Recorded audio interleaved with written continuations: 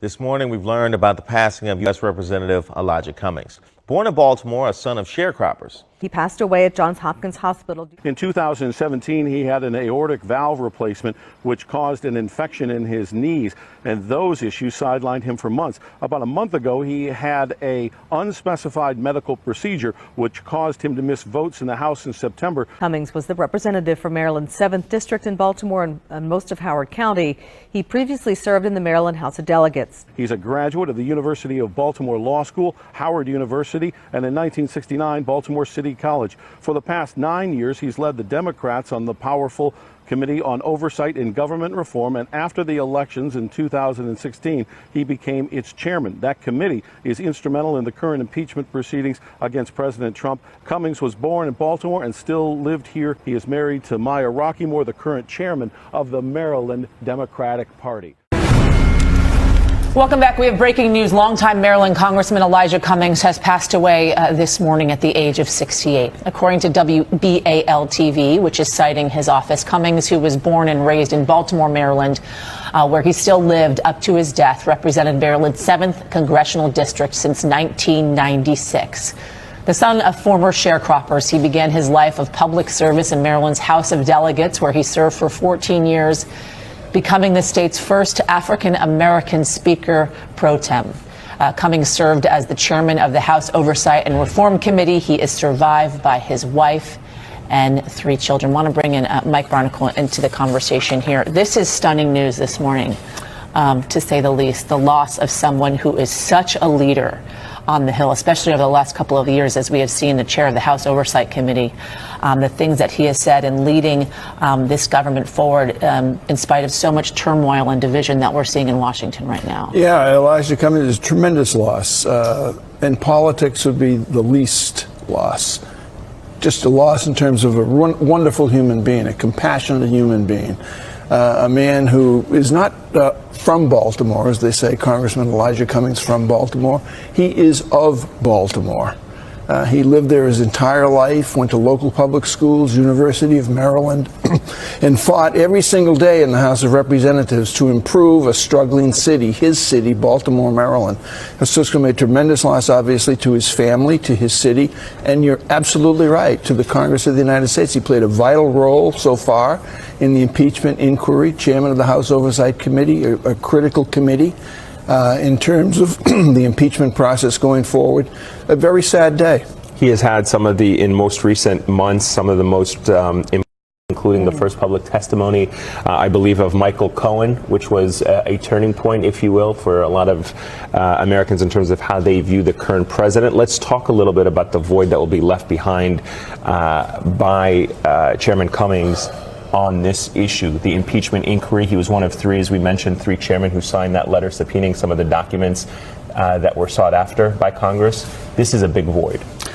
A huge void, because when you look at his career and you look at how he behaved, both as minority chair and as ranking chair of that committee, what you saw was every day an effort at fairness.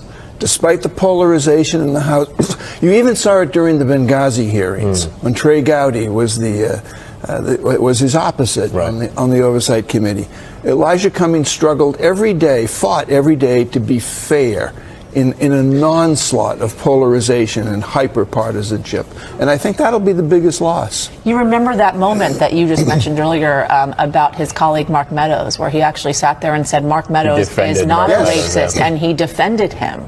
You know, he sort of stepped outside the box and defended him, someone that was his exact opposite across the aisle. But despite that, he reached across the aisle and made sure that everybody knew that Mark Meadows was not a racist. Elijah Cummings, he always spoke in measured terms and tones about people on the opposite side of the aisle. Again, I get back to fairness, which is going to be something badly missed. We're already seeing a ton of reaction on social media. Actually, Johns Hopkins Hospital is trending because that is where Elijah Cummings passed away. This picture just tweeted out a couple minutes ago by Joe Scarborough saying that Elijah actually married the two of them, which is pretty interesting, citing that he was such a good friend and that he will be missed, that he was an advocate and a true patriot fighting for justice and truth there. Tracy Tom saying, I can't believe this. You were a giant to us in Baltimore. You're going to be missed and you will be forever cherished. Thank you for your service. Hashtag rest in peace, Elijah Cummings. And then also Yvette Nicole Brown saying that this one has broken me, that she is broken this morning, a fierce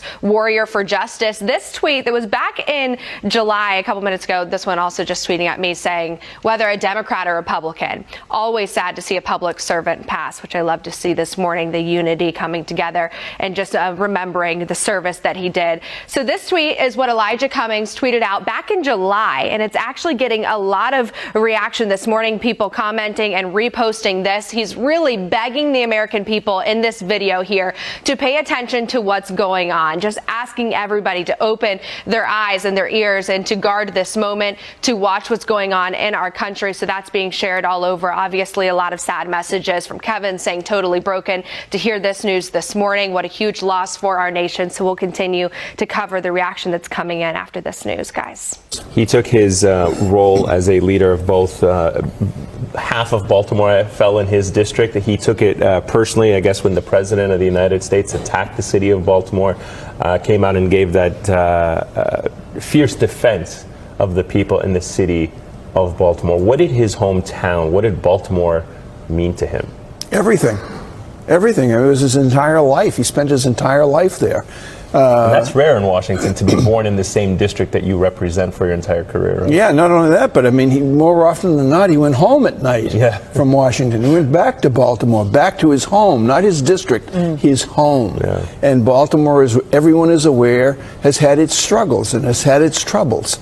And Elijah Cummings was there each and every day fighting for Baltimore, not just in appropriations committees, trying to get money to improve and enhance Baltimore, improve its school system, improve its public transportation, monitor its police department, which has had terrific struggles. They've had a series of mayors. They've had a series of problems in Baltimore. Baltimore is one of the great cities in the United States of America that has fallen into disrepair, as some cities have. But Baltimore seems to have been forgotten in a sense along the way, but not by Elijah Cummings. Cummings was born in Baltimore, a son of sharecroppers. He went on to graduate from Howard University and University of Maryland Law School. He was a 23-year veteran of the U.S. House of Representatives.